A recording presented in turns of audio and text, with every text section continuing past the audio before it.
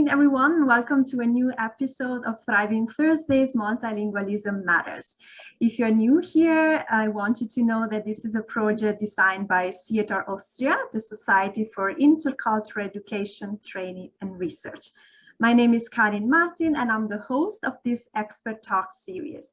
If you want to find out more about SIETAR Austria and our projects, please visit the website www.sietar.at.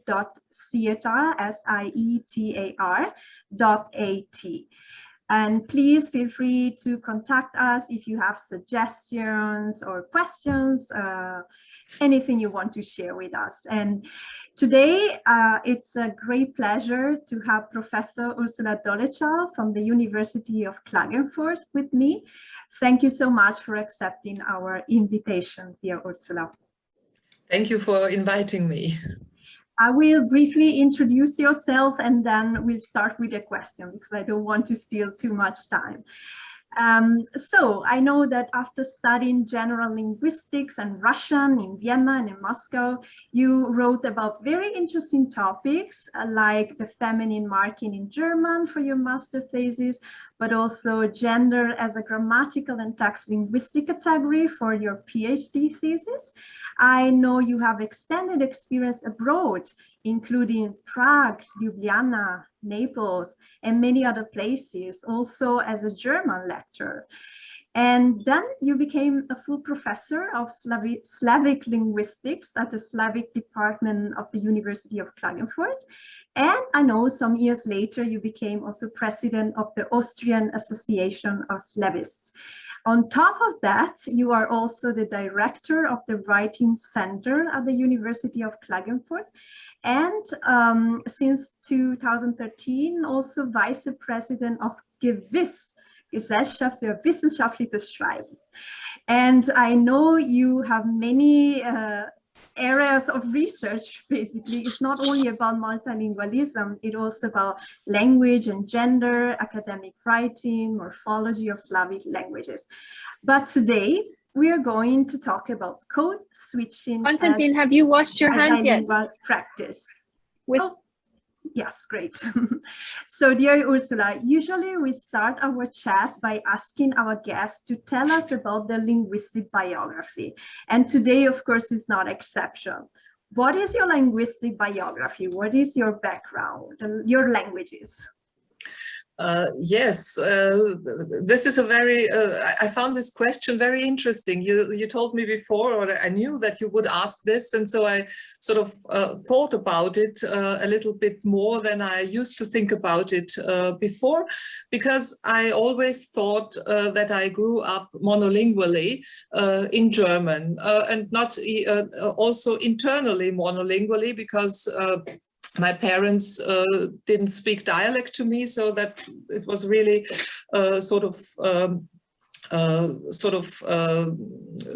standard German I was used to from very early on. But actually, this is not quite true, because I came into contact with different languages during my childhood, already at the age of 1, because my aunt, my mother's sister, had moved to Sweden, and we went to visit her and her family, who spoke Swedish among themselves and with their friends. And my mother also learned to speak and understand some Swedish while we were there. Of course, I cannot remember this personally, but I was told about this afterwards when we were looking at photographs, and also because we went there again when I was about 4 years old. But interestingly, I did not learn any Swedish, and nobody encouraged me to do so. And the same is true actually for Croatian, because part of my family lived in Croatia and Bosnia, and they often came to visit their relatives in Austria. However, nobody ever encouraged me to try to speak this language or to learn it. Maybe also because they spoke German, but still, because on the other hand, my parents wanted me to learn English, French and Russian already when I was a very small child. And I remember having had children's books in English and a songbook in French. and my father trying to read a story in Russian to me, and playing language courses in different languages he had on discs. And we also went to Italy for holidays. And there I know I learned some words, but Italian did not belong to the languages my parents wanted me to learn. So when I come to think of it, I have actually been aware of the existence of different languages from very early on. And at the same time, I learned very early that some languages were more privileged and worth studying than others. And in due course, I learned all these privileged languages at school and university, including also Italian, which was my own choice. And I like to learn languages, although it was sometimes a little bit a nuisance when my father tried to make me learn it while I was still small. But in the end, it did not hamper my my own wish to learn languages. And I also loved Latin, for example. And I always tried to communicate in the languages I had learned. That was always very important for me. Yes, very nice. I see it's a very colorful language journey, right? We have something in common, dear Ursula. I also grew up monolingually, monoculturally, because I grew up in Italy and we didn't have dialect at home. So we have this thing in common, which is, I mean, we could talk another hour about this, but anyway, thank you very much for sharing. I would like to move on with the second question, which is, how is this experience, your linguistic biography, connected to your professional career?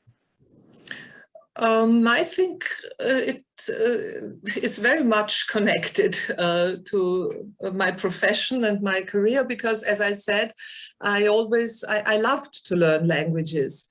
But I did not only like to learn them and to speak them, but I also became interested in the structure of languages while I was still in grammar school.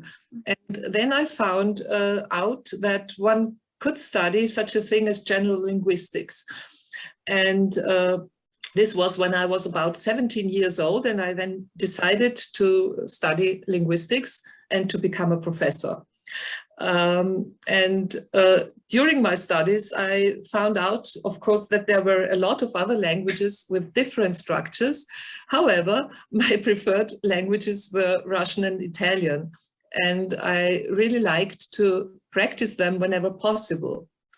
As you said, I worked as a lecturer of German in Italy before starting my university career in Austria with Russian, where I was teaching Russian for quite a few years. And afterwards, I continually learned other Slavic languages, but this was when I was already quite grown up, I would say. Mm-hmm.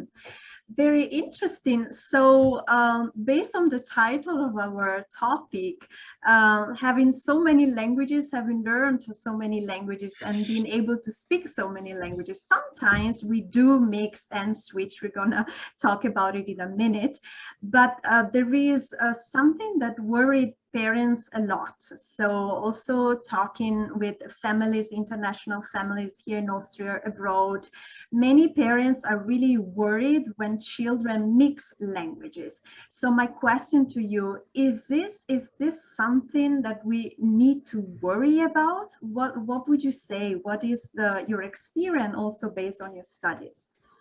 Mm-hmm. No, it's completely normal for children who acquire more than one language to mix languages. Language acquisition of bilingual children is a well-studied field. So we have a lot of evidence about this process, and an early work in this field was the diary study of the linguist Werner Leopold, who published the book Speech Development of a Bilingual Child in 1949. And he described how his daughter Helen learned and used English and German. And afterwards, there were a lot of other studies, more empirical studies, also experimental ones with children learning different languages. And all these studies point in the same direction. It has been found out that children can distinguish between different languages at a very early age, actually around their first birthday, a little after their first birthday. And they are also able to choose the language of their communication partner, and they do not mix if they know that their partner is monolingual. They also understand very soon which language is most important, and they may behave accordingly. For example, if they refuse to use one of the family languages, which is also a phenomenon which we find very often. And if young children mix their languages, it is therefore not because they do not know the difference, but for example, because they may express something better in one language than in the other. For example, because they have heard a word just in one of the languages, or also because they have acquired a certain syntactic structure in one language, but not yet in the other. Rosemarie Tracy writes about that, for example, about the use of an auxiliary in a German-English bilingual child who at the age of 2.5 uttered sentences like, kannst du move a bit? Or soll ich hit it? And the reason was because the child had acquired this modal construction with a verb, with the auxiliary verb in German, but not yet in English. At the age of 2 and 9 months, however, she acquired the full construction in English and then stopped mixing within a sentence. One example would be, soll ich die droppen? I've dropped him. So she can say, I've dropped him in English without mixing, without resorting to German. Haben. I see very interesting examples. I think the audience can relate, not only in terms of children, but also something that we do also sometimes as adults. But would you say then it's only a phase, something that kind of disappear with time when children are learning the structure that they maybe they don't know at the moment? So it's like a process, I guess, right? Yes, in language acquisition, this is a process. Great.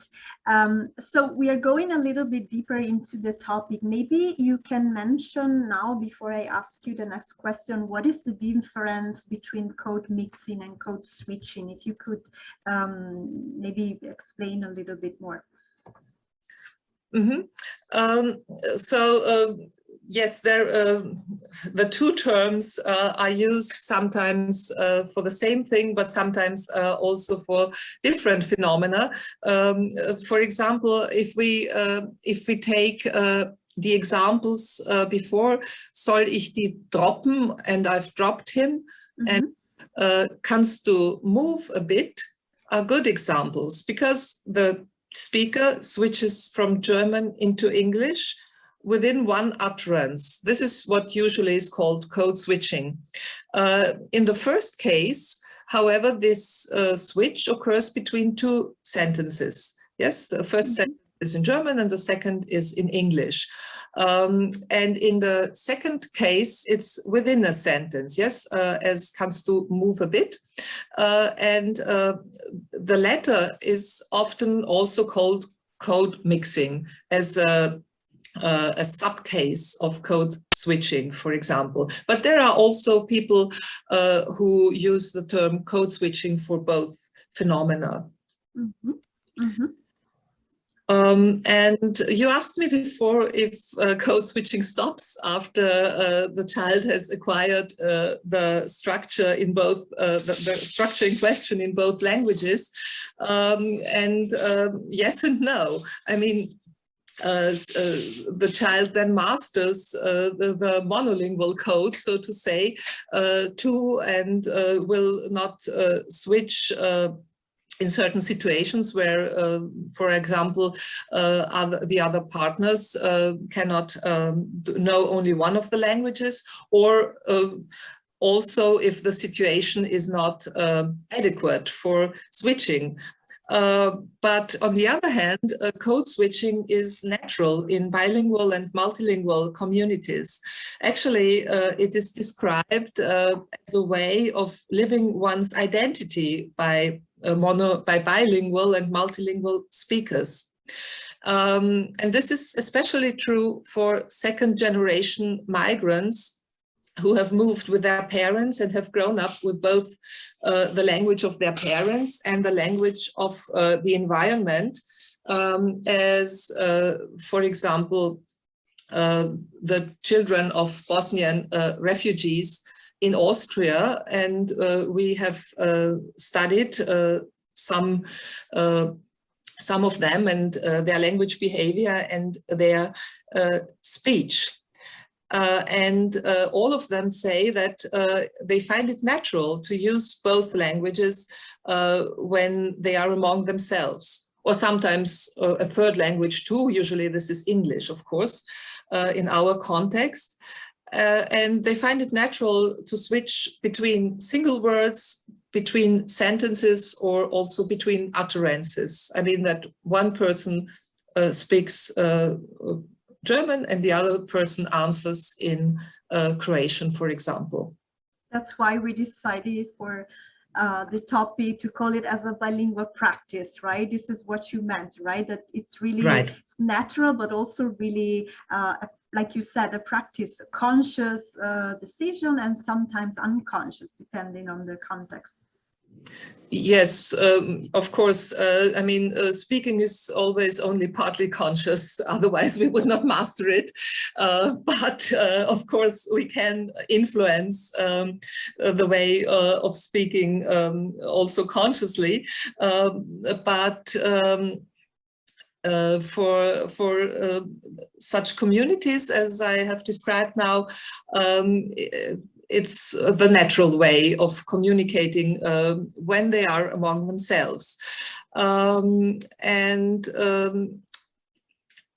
with the children, it does not mean that such speakers cannot distinguish between the languages involved or cannot use them monolingually.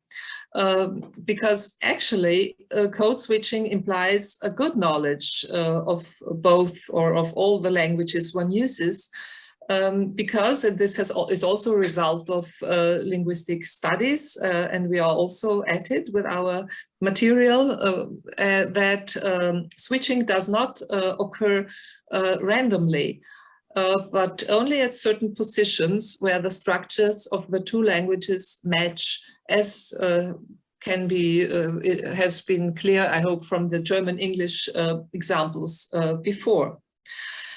Why do I point this out? Because code switching is often perceived as an impure language use, something that flaws the languages involved, and something which is scorned or laughed at. And of course, it is also disapproved by normative linguists, by teachers, and also by monolingual speakers. And this is regrettable, because code switching shows the resources multilingual speakers have and the potential to develop these resources further.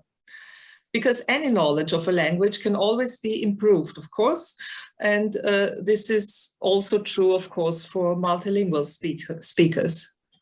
Yes, I totally agree with you. And also I can relate with some other talks that we had throughout the year, where sometimes we even mention the monolingual view, the monolingual perspective, right? So as you were saying, when if we think about code switching as something bad, something false, as a mistake, we are adopting this kind of monolingual view that we are trying to discuss also during this SIETAR Austria talks.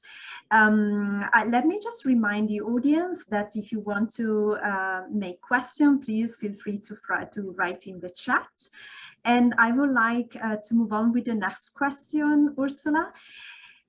Which is a specific context, right? So I would like to ask you, what can we do? What can you tell us about code switching in the school context? So sometimes we mention the one day, one language strategy in specific schools. I know you have experience with the Hermagora school, so maybe you can mention also that, please. Yes, yes. Well, speaking of code switching, as I said, teachers are actually against code switching often, and they want to prohibit it also. But on the other hand, we have bilingual schools, and it is, of course, also natural that bilingual speakers switch in such situations. However, the aim of such a school is, of course, that the children learn both languages to more or less the same extent. And it has turned out that this is easier if the teachers do not switch all the time, but if they remain within one language for a longer period. Yes, I mean, this sounds a little bit counter the code switching stance, but we have to keep in mind that, of course, teaching a language formally somehow has to take up the monolingual view to a certain extent, I would say. And this is done, for example, by the bilingual Hermagoras elementary school in Klagenfurt, where German and Slovene are both the languages of instruction, and they are switched day by day. So one day the language of instruction is German, and the next day it is Slovene. And the teachers remain the same. One day they speak German, and the other day they speak Slovene, and thus also demonstrate that they are competent bilingual speakers who can adapt to the needs of different situations. As for the children, they can choose any language or both languages, or not any language, of course also any language, but not every language is of course understood by the teachers. But of course no language is forbidden in this school.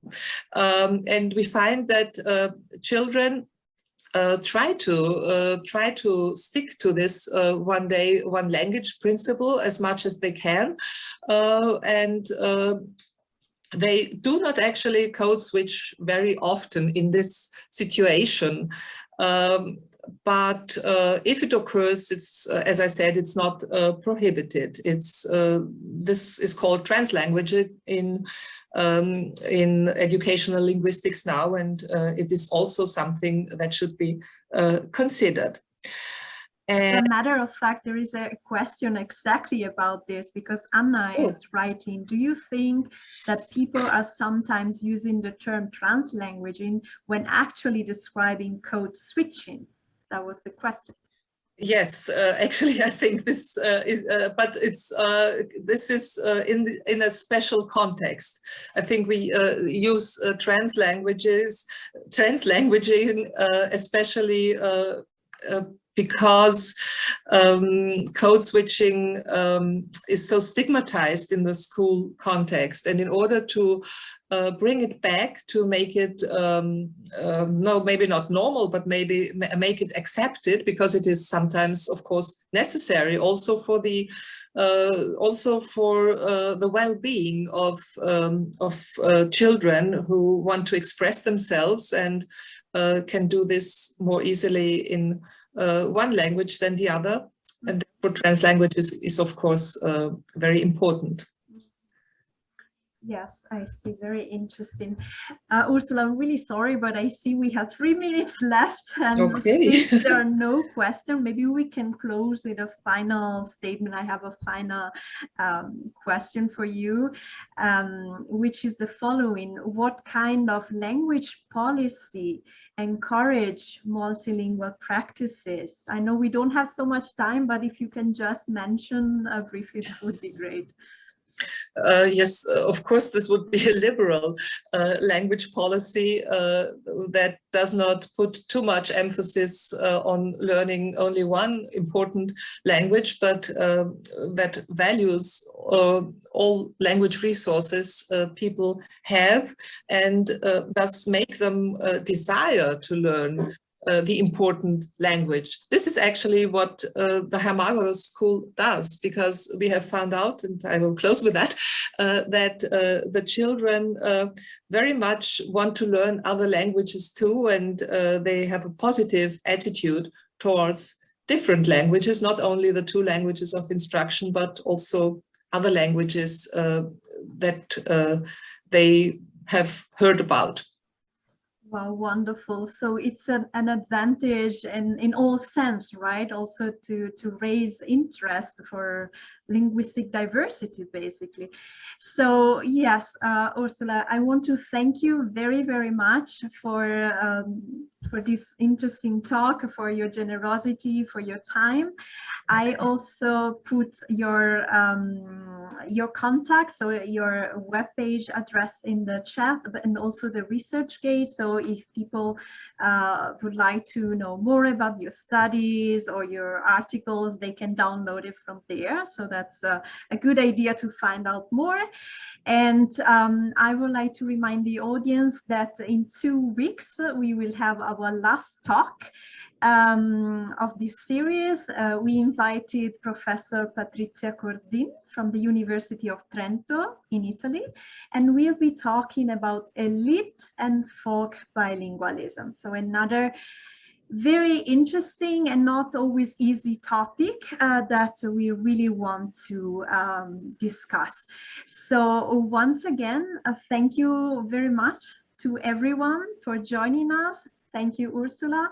I wish everyone a nice evening. Grazie mille, arrivederci a tutti. Ciao ciao. До свидания.